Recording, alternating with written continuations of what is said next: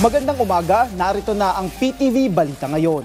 Ngayong araw ng pagunita ng Bonifacio Day, ang 162nd birth anniversary ni God Andres Bonifacio, binigyang diin ni Pangulong Ferdinand R. Marcos Jr. ang naging papel ni Bonifacio sa pagpapaalab sa damdamin ng mga Pilipino.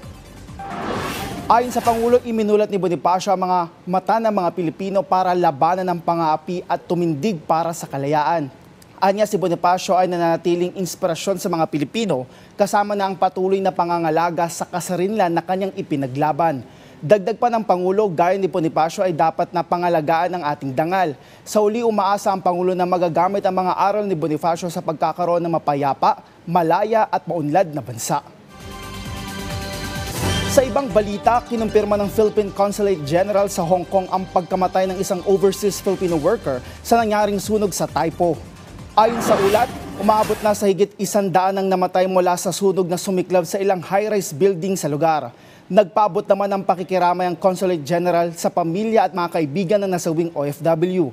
Kaugnay nito, personal na nagpaabot din ng pakikiramay ang Pangulo at si DMW Secretary Hans Leo Kakdak sa pamilya na nasawing OFW. Kasunod rin ito ng direktiba ng Pangulo na maghatid ng tulong sa pamilya nito. Patuloy ang konsulada sa pagbibigay tulong sa mga OFW na naapektuhan ng insidente. Base sa kanilang datos, nasa 79 na mga Pilipino ang accounted, habang isang sugatan at 12 naman ang for verification.